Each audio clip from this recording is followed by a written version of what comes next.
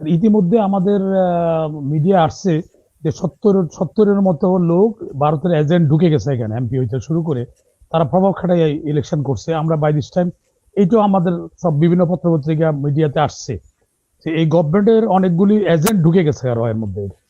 তো এখন অনেক সময় আমরা দেখি ক্যারাম বোর্ডকে দেখি একটাকে টার্গেট করে অন্য একটাকে ফেলে দেয়।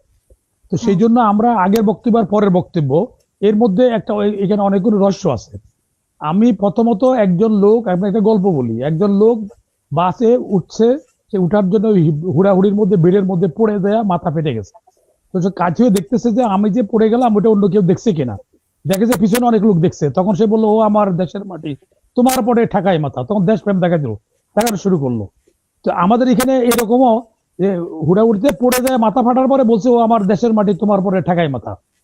তো এখানে ওনারা যে সরকারের অদূরদর্শিতার পরিচয় দিচ্ছে, কারণ যেখানে এরকম একটা টেনশন চলছে, এটা এমন কোনো ইম্পর্টেন্ট মিটিং নয়। আর জাহিদে এমন কোনো ফিগার না, ন্যাশনাল ফিগার না। এবং এই মান্নার মহাসচিব হওয়ার আগ পর্যন্ত জাহিদকে আমরা কোন রকম, আমি আমার মতো লোকে ওনার চিনতাম না। তাহলে হঠাৎ করে ওরে কি এমন অবদান রাখলো, বিএনপি কেন এত অবলাইজ হয়ে গেল যে তাদের এত লোক বসে রাখা, এত স্যাক্রিফাইস থাকার পরও জাহিদকে কোন বিবেচনা আনা হইলো? যেখানে মান্না সভাপতি, সে ন্যাশনাল ফিগার, তাকে বিবেচনা করা হয় নাই। তাহলে এইখানে এইটা দেখাইয়া ওদের অনেকগুলো কুটসাইল আছে। এই যে ভারতের অনেকগুলি কৌশল আছে। এই কৌশল দৃষ্টি অন্যদিকে সরাইয়া তারা এজেন্টের কাজ করাচ্ছে কিনা সেটাও ভেবে দেখা দরকার আছে। তা আমাদের প্রথমত হলো যে ভারতে যখন আমাদের এতগুলি লোককে এখানে ছাপাই দেওয়া হচ্ছে, ছাপাই দেওয়ার পরে সেখানে এই মিটিংটাকে বড় জোর যদি টোটালি এই মিটিংকে অ্যাটেন্ড করা উচিত হয় না প্রতিবাদ স্বরূপ। এই অ্যাটেন্ড এমন জরুরি ছিল না এটা। যেখানে আমাদের পুশিন করতেছে, যেখানে ওদের অ্যাম্বাসেডার বলতেছে একই আকাশ একই বাতাস একই সূর্যের আলো। তো পাকিস্তানের আলোটা কি আলাদা? ব্রিটিশের আলো তো পাকিস্তানের লোকে করোনা কাজ। তুমি এটা হলে এখানে একটা সিগনিফিকেন্ট কারণ হলে এখানে একটা জয়েন্ট সেক্রেটারি পোস্টে একজন মন্ত্রী, ক্যাবিনেট মিনিস্টার প্রথম বাংলাদেশে একজন রাজনীতিবিদকে এখানে পাঠাচ্ছে। কেন পাঠাচ্ছে? এটা কি এখানে ঘাস কাটার জন্য পাঠাচ্ছে না দোতারা বাজারের জন্য পাঠাচ্ছে? ওখানেও তাদের একটা অঙ্ক আছে। আমাদের রাজনৈতিক দুর্যোগ, এদের হাঁটুর নিচে বুদ্ধিওয়ালা লোকজন এগুলো ওই গভীরে চিন্তা করতেছে না, এরা সাবধান হচ্ছে না। এরা আরো ঘাটে ঘাটে অপমান হবে বিএনপি। কারণ বিএনপি দেখা যাচ্ছে স্যাক্রিফাইস করছে, তাদের বিবেচনা না করে প্রথম বিবেচনা করছে সংস্কারবাদী, যেটা বেগম জিয়ার টেলিফোন ধরে নাই। এটা কেন করা হয়েছে?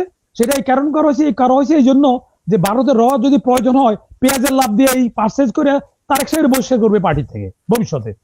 আমি এটা মিডিয়াতে এটা বললাম, আমি চাই না এই ধরনের ঘটনা না হোক। তো বিএনপি এখনো সাবধান হওয়া দরকার। যেমন ইতিপূর্বে আমি এই চ্যানেলে, অন্য চ্যানেলে বলছিলাম যে ইউনুস গভর্নমেন্ট ইলেকশন দিবে না, সে রোড না অন্য জায়গায়। এই চ্যানেলে আমি বলছি, সাবধান হয়ে বিএনপিকে সতর্ক করছি। যার পরে বিএনপি সতর্ক হওয়ার পরে চাপ সৃষ্টি করার পরে ইউনুস গভর্নমেন্ট ভোট দিতে বাধ্য হয়েছে। কিন্তু আমি প্রথম ব্যক্তি যেখানে সকল মিডিয়াতে এটার ব্যাপারে বলছি রোড ম্যাপ কই, কেন আমার ওখানে তার এজেন্ডার বাইরে কেন সে যাচ্ছে? এটা এই চ্যানেলে আমি বহুবার বলছি, এটা আমাদের সঞ্চালক এটা সাক্ষী। তো সেই জন্য আমি এখনো বলতেছি, আমি কোনো রাজনীতি করি না, আমি একজন মুক্তিযুদ্ধ এই দেশ আছে। আমাদের যেভাবে অপমানজনক কথা বলছে যে একটা রাজ্য সরকার, সেখানে রাষ্ট্রের কি ব্যাখ্যা কি, তোমার গভর্নমেন্টের ব্যাখ্যা কি আমাদের ফরেন মিনিস্ট্রি কি এটা জিজ্ঞাসা করছে? জিজ্ঞাসা করে নাই। এই কালকে দখল করবে, সৌদি রংপুর দখল করতেছে, একটা সার্বভৌম রাষ্ট্রকে এটা করা হচ্ছে। তারপরে এবার যে বাজেট দিল, সেখানে এটার প্রতিফলন আমাদের রাষ্ট্র সম্মুখীন আছে। এটা আমরা কোনো এখানে ডিফেন্সে অতিরিক্ত বরাদ্দ আমরা দেখি নাই। যে জায়গা দেওয়া হচ্ছে এখানে আমরা কেরানি বানানোর জায়গায় বরাদ্দ বেশি দেওয়া, শিক্ষাতে দিবে কিন্তু সেখানে কারিগরি শিক্ষাতে দিবে। এখানে কারিগরি শিক্ষাতে না দিয়ে ক্লার্ক বানাচ্ছে, ক্লার্কের ইয়ে করছে, ফ্যাক্টরি বানাচ্ছে এটাকে। যারা এখনো দুইটা লাইন লিখতে পারে না, বিএ পাস করছে, এমএ পাস করছে, জিবিএ পাচ্ছে। হ্যাঁ, প্রকৃতপক্ষে বাস্তব লেখা। যেমন আমাদের অ্যাডভাইজার সাহেব একবার আমার একটা অনুষ্ঠানে আমার সাথে ছিল, উনি বলছিলেন যে আমরা কাঁচা স্কুল থেকে লেখাপড়া করে পাকা ছাত্র বাইরেছি, এখন স্কুল পাকা হয়েছে কিন্তু ছাত্র কাঁচা বাইরে হচ্ছে। খুব তাৎপর্যপূর্ণ। আমাদের যে কি জন্য আমরা সংস্থাপন অ্যাডভাইজার, উনি এই কথাটা বলছে আমার একটা অনুষ্ঠানে। তো সেখানে আমরা এখন আমাদের দেখতে হবে আমরা এখানে শেয়ারের জন্য এত নমনীয় ভাবটা কেন? কারণ আমরা আনন্দবাজার যে পত্রিকা দেখছি যে ওদের লোক একটা আন্ডারস্ট্যান্ডিং হয়েছে, তাদেরকে সার্ভ করতে হবে, তারপরে এটা ক্ষমতা আসবে। যার ফলশ্রুতিতে আমরা তারেক রহমান প্রথমে ভারতে যেত, যদি না ভারতে যায় না, এটা ওটা আরো কারণ, এটা ভারতেরই অ্যাডভাইজে হয়েছে। ওটা ভারতে যাওয়া না যাওয়া ইম্যাটেরিয়াল। আমি কি করতেছি সেটা বড় কথা, আমি কি বলতেছি সেটা বড় কথা নয়, আমার অ্যাক্টিভিটিসটা কি। আমার এখানে লোকগুলো এতগুলো দিচ্ছে, এটা কোনো সুস্পষ্ট সরকারের কোনো বক্তব্য আছে? কোনো বক্তব্য নাই। একটা আমাদের উচিত ছিল চায়নার সাথে প্রতিরক্ষা চুক্তিতে চলে যাওয়া, যে আমার ডিফেন্সটা তুমি দেখবা পাকিস্তানের সাথে দেওয়া উচিত ছিল। তাহলে এদের মাথা উঠে যেত গিয়ে মোদিদের। তারা ওখানে তারা তাদের রাজ্যগুলির মধ্যে কি অবস্থা করছে, মুসলমান রাজ্যগুলির মধ্যে কি অবস্থা করছে, এরা মানবাধিকারের কথা চিৎকার মারে সারা দুনিয়া। এখানে কি মানবাধিকার লঙ্ঘিত হচ্ছে? কোনো আমাদের সরকারের তরফ থেকে কোনো সুস্পষ্ট কোনো বক্তব্য আছে? আজকে যদি একটা মাইনরিটি একটা লোককে যদি কালকে কোথায় পূজাতে আর হিন্দু লোকেই একটা কোরআন রাখছে, সেটা নিয়ে হয়েছে বাদে ওদের অ্যাম্বাসেডার কনসার্ন ব্যক্ত করে, ফরেন মিনিস্ট্রি কনসার্ন ব্যক্ত করে, তাহলে এতগুলো মুসলমান দিচ্ছে আমার গায়ের উপরে পাঠাচ্ছে। অলরেডি 8,000 লোক ঢুকাই দিচ্ছে তারা, এর মধ্যে অনেক এজেন্টও আছে, আমি অন্য মিডিয়াতে বলছি একই কথা। তাইলে এখন পর্যন্ত তারা করে কি গুপ্তভাবে, যেখানে আপনার লোক থাকে না, বৃষ্টি থাকে, তখন ওখানে ঢুকাই দিচ্ছে। তাহলে এটাকে একটা বন্ধুত্ব সম্পর্ক রাখছে, তো আমাদের বাংলাদেশের তরফ থেকে বলা উচিত ছিল তুমি আমার সাথে বন্ধুত্ব করবে এইভাবে ব্যবহার করে। একটা বন্ধু একটা বন্ধুর কাছে কি ধরনের আচরণ আশা করে, তো তুমি আমার লাগে এরকম আচরণ করছে, আবার বন্ধুত্ব গাঢ় করা চাচ্ছ।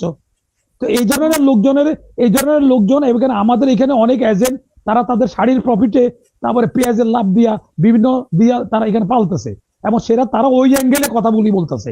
তবে সরকারের ভিতরে আমি বললাম সরকার এখনো সাবধান হোক, যেটা ইউনিসেফ গভর্নমেন্টের সময় আমি একটা সাবধান করছি বহুবার।